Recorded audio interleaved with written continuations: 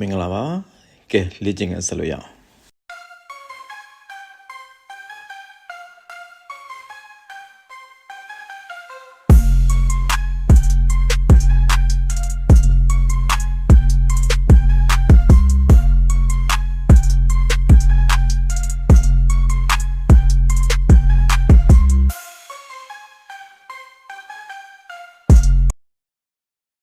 ပထမမေခွန်း Wer ist für den verkehrssicheren Zustand eines Zugelassenen-Fahrzeugs verantwortlich? မပုံတင်ထားတဲ့ယာဉ်တစ်စီးအဲ့ဒီယာဉ်ရဲ့လမ်းပေါ်မှာလုံခြုံစိတ်ချမှုအခြေအနေဒါကိုဘယ်သူမှတာဝန်ရှိပါသလဲပထမတစ်ချက်ရွေးစရာကဒီ Haftpflichtversicherung အာမခံဌာနပါတဲ့အာမခံဌာနကတော့တာဝန်မရှိဘူးเนาะဒါကြောင့်ဒီအချက်ကမှားပါတယ်နောက်တစ်ချက်က der Halter ရင်ပိုင်ရှင်ပေါ့เนาะအဲ့ဒီရင်ကိုသူ့နာမည်နဲ့မှတ်ပုံတင်ထားတဲ့သူမှာတာဝန်ရှိပါတယ်တဲ့ဒီအချက်ကမှန်ပါတယ်နောက်တစ်ချက် der Fahrer ရင်မောင်းမှာလည်းတာဝန်ရှိပါတယ်တဲ့ဒီအချက်လည်းမှန်ပါတယ်เนาะမှတ်ပုံတင်ထားတဲ့သူနဲ့ရင်မောင်းလေးကတယောက်တည်းလည်းဖြစ်မယ်တယောက်စီလည်းဖြစ်မယ်အဲ့တော့ကိုကရင်မောင်းလာပြီးမှကိုကားမဟုတ်လို့မသိဘူးလို့ပြောလို့မရအောင်စစ်ခံရတဲ့ခါကျရင်မောင်းမှာလည်းတာဝန်ရှိတယ်ပိုင်ရှင်မှာလည်းတာဝန်ရှိတယ်အဲ့တော့အဖြေက der Halter und der Fahrer ဒီမေကိုမှာတော့အဝေးလက်မကြီးပေါ်မှာဘယ်ဘက်ရင်ကျော်နေကိုမောင်းလာတယ်ညာဘက်ရင်ကျော်ဟုတ်ရှိကိုလှမ်းကြည့်ရင်ကုန်တင်ရင်တစ်စီးရှိတယ်ဘက်မှန်ကိုကြည့်ရင်တော့နောက်မှာပိခါပြီးတစ်စီးရှိတယ်အခုကုန်တင်ကိုကြော်တက်မဲ့အခြေအနေမှာဟုတ်ရှိရကုန်တင်ရင်ရှိရလမ်းကျော်ပိတ်သွားပြီအဲ့ဒီတော့ရှိရကုန်တင်ရင်ကကိုယ့်ရဲ့ရင်ကျော်တွေကိုပြောင်းလာနေတယ်နော်ဒါကြောင့်ဒီအခြေအနေမှာကိုအချိန်လျှော့ရတော့မယ် break ရတော့မယ်ကုန်တင်ရင်ကိုစောင့်ကြည့်ရတော့မယ်မေကွန်းက Warum müssen Sie jetzt die Geschwindigkeit verringern ဘာကြောင့်မလို့တင်အခုအချိန်လျှော့ရပါမလဲတဲ့ပေးထားတဲ့ပထမတစ်ချက်က Wegen des LKWs ရှေ့ကကုန်တင်ကြောင့်မို့လို့ပါတဲ့ဒီချက်ကမှန်တာပေါ့နော်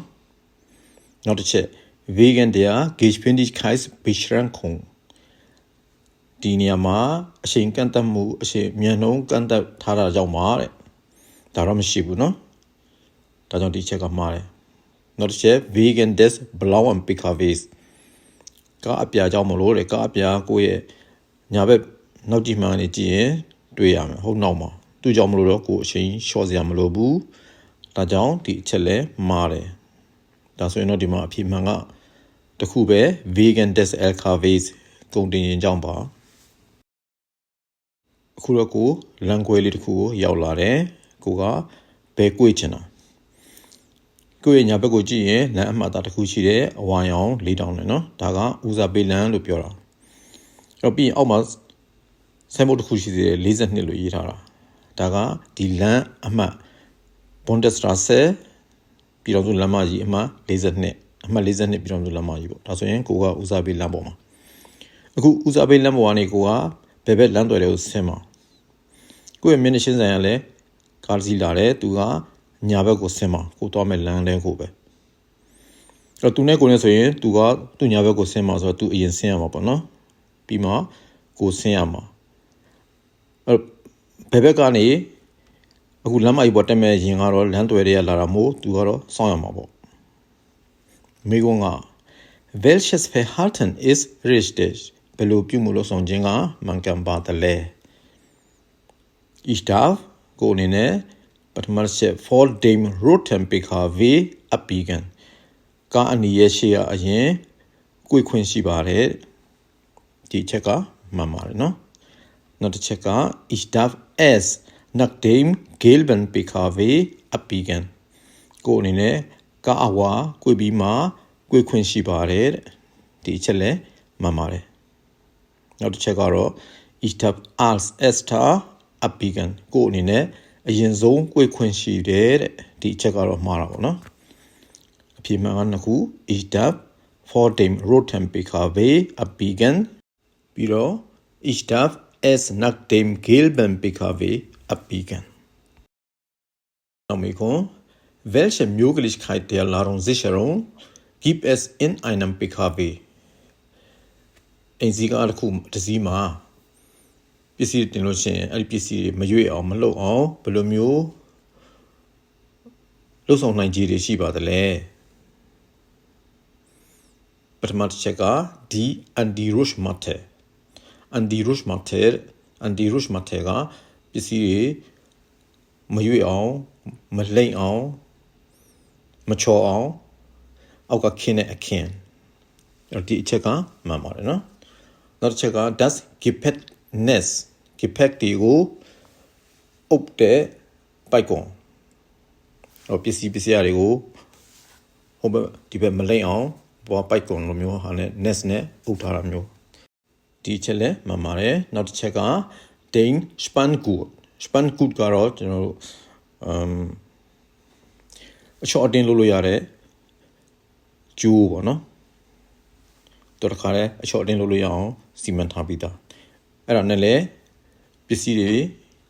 တေချောင်းအောင်မလိမ့်အောင်တုံ့နှောင်းလို့ရပါတယ်တဲ့ဒီအချက်လက်မှတ်ပါတယ်ဒီသုံးခုစလုံးမှတ်ပါတယ်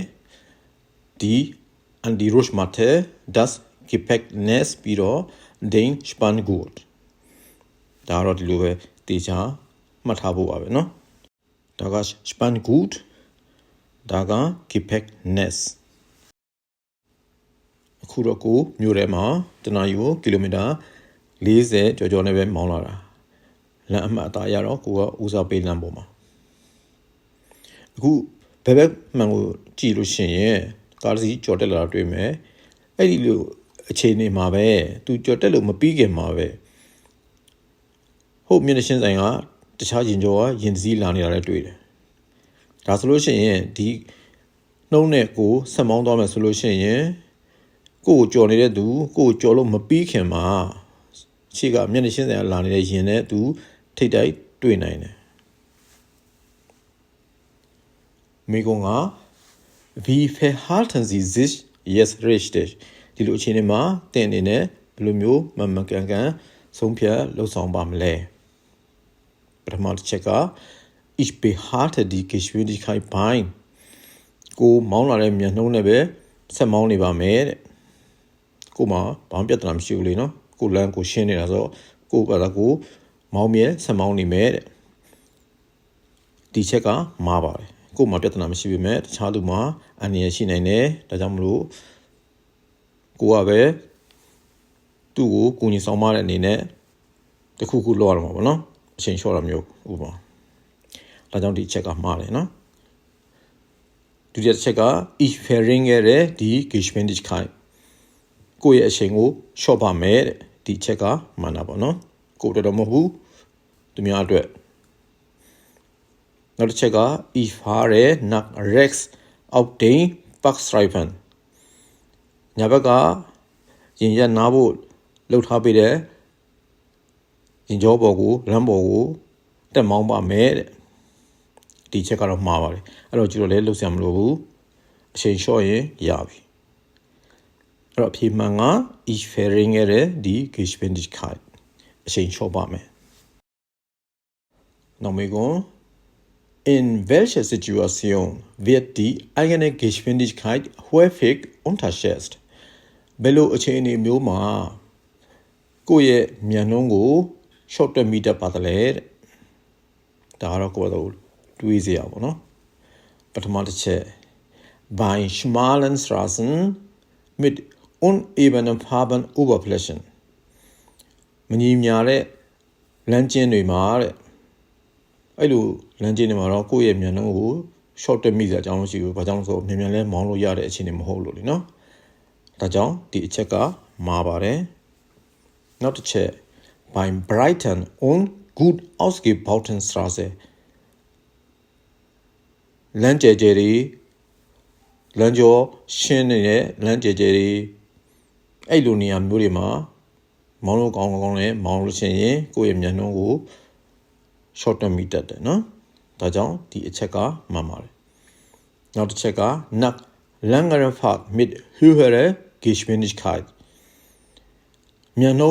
မြင့်နဲ့အချိန်ကြာကြီးမောင်းလာခဲ့ပြီးလို့ရှိရင်တဲ့ အဲ့ခါကြလို့ရှိရင်လည်းကိုယ့်ရဲ့အချိန်ကို short တက်မိတတ်ပါတယ်ဒီချက်လည်းမှန်ပါတယ်အထူးသဖြင့်ဝေးပြေးလက်မကြီးပေါ်မှာတောက်6မောင်းလောက်ခဲ့ပြီးမှမြို့တွေကိုဆင်းတဲ့အခါမျိုးမှာမတိမတာကိုကအချိန်မြန်နေတာမျိုးဖြစ်တတ်တယ်အဲ့တော့အဖြစ်မှန်ကဒီမှာနှစ်ခုပါ beim breiten und gut ausgebauten Straßenပြီးတော့ nach längerer Fahrt mit höherer Geschwindigkeit ခုကိုဘယ်ဘက်ရင်ကျော်ပိတ်ပြီးဆောက်လုပ်ရေးလုပ်ငန်းခွင်လုပ်နေတဲ့နေရာတစ်ခုရောက်လာတယ်ရှေ့မှာမီးပွိုင်းရှိတယ်ဟိုးရှိကိုလှမ်းကြည့်လို့ရှိရင်ဘယ်ဘက်ကနေစပိန်တစီဖြတ်လာနေနော်မီးပွိုင်းမှာအခုမီးပွိုင်းကစိမ့်ပြီးညာဘက်မှာလမ်းဖြတ်ကူးမဲ့သူလည်းရှိတယ်လမ်းဖြတ်ကူးမဲ့သူကတော့မီးပွိုင်းရှေ့မှာရက်နေသေးတယ်ဒါပေမဲ့ခုနကကိုကြိုပြီးတော့မြင်လိုက်တဲ့စပိန်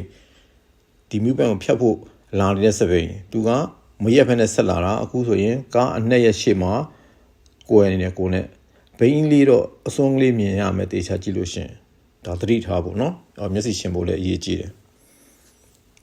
မိကွန်းက Wie verhalten Sie sich in dieser Situation richtig ဒီလိုအခြေအနေမှာတဲ့အနေနဲ့ဘယ်လိုမျိုးမှန်မှန်ကန်ကန်ပြုမှုလုပ်ဆောင်ပါမည်လဲပထမတစ်ချက် Ich führe eine Gefahrbremsung durch ကိုအနေနဲ့အရေးပေါ် brake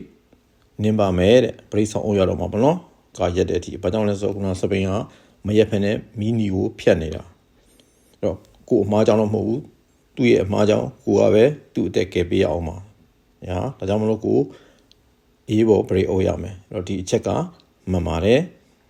နောက်တစ်ချက်က Ich fahre bremsbereit weiter break ဖို့အစင်းတဲ့အနေထားမှာနဲ့နေရင်းနဲ့ဆက်မောင်းပါမယ်တဲ့ဒါဆိုရင်တော့စပိန်သမားနဲ့အနေရှိနိုင်တယ်ဒါကြောင့်ဒီအချက်ကမှားပါတယ်ပြီးတော့ ich beschleunige အချိန်မြင့်လိုက်မယ်တဲ့အချိန်မြင့်လိုက်မယ်ဆိုရင်လည်းစပိန်မှာတော့ပို့ပြီးအနေကြီးတယ်ဒါကြောင့်ဒါလည်းမှားပါတယ်အဖြေမှန်ကဒီတော့ဒီမှာတစ်ခုပဲ ich führe eine Gefahrbremsung durch အခုတော့လမ်းပေါ်မှာနင်းနေနဲ့ဖုံနေတယ်နှင်းကြထားတော့ချစ်မှာလမ်းသွားလမ်းလာလေးရှိတယ်ဟိုးရှိမှာဘယ်ဘက်လမ်းမှာဘတ်စကားစီးလေးရထားတာရှိတယ်ကိုရှိမှာလမ်းဖြတ်ကူမဲ့သူတယောက်လည်းရှိနေတယ်လမ်းပေါ်မှာကနှင်းနေဖုံနေတာကြောင့်မလို့အမှတ်အသားတွေကိုမမြင်ရဘူးဒါပေမဲ့အပေါ်မှာဓာတ်တိုင်ကိုကြည့်လိုက်လို့ရှိရင်လူကူးမြင့်ကြအမှတ်အသားတစ်ခုရှိမယ်ဘယ်ဘက်မှာလဲတိုင်ထောင်ပြီးမှပြထားတဲ့ဆိုင်းဘုတ်ရှိတယ်လူကူးမြင့်ကြရှိတယ်လို့မိကုံက Wie verhalten Sie sich hier richtig ဒီအနေနဲ့ဒီနေရာမှာဘယ်လိုမျိုးမှန်မှန်ကန်ကန်ပြုမှုလုပ်ဆောင်ပါမည်လဲပထမတစ်ချက် Ich fahre vorsichtig weiter da keine Markierung auf der Fahrbahn zu erkennen ist လမ်းပေါ်မှာလမ်းအမှတ်အသားကိုထင်သာမြင်သာမရှိတာကြောင့်မလို့လမ်းအမှတ်အသားကိုမမြင်ရတာကြောင့်မလို့ဖြည်းဖြည်းနဲ့မှန်မှန်ဆက်မောင်းသွားပါမယ်ဒီချက်ကမှားတာပေါ့နော်မမြင်ရပါမယ်လမ်းအမှတ်အသားရှိနေတယ်ဒုတိယတစ်ချက်Ich ermögliche der Fußgängerin auf der rechten Seite das Überqueren der Fahrbahn ညာဘက်လူသားလမ်းစင်ညာမှာရပ်နေတဲ့အမျိုးသမီးကိုလမ်းဖြတ်ကူးနိုင်အောင်အခွင့်အရေးပေးပါမယ်တဲ့ဒီချက်ကတော့မှန်တာပေါ့နော်နောက်တစ်ချက် Ich bremse vorsichtig သတိထားပြီးမှ brake အုပ်ပါမယ်တဲ့ဒီအချက်လည်းမှန်ပါတယ် brake ဖြည်းဖြည်းအုပ်မှာ brake ကြမ်းအုပ်ရင်ကိုလည်းချော်နိုင်တယ်ဒါကြောင့်မလို့နော်အဲ့တော့အဖြေမှန်ကဒီမှာနှစ်ခု Ich ermögliche der Fußgängerin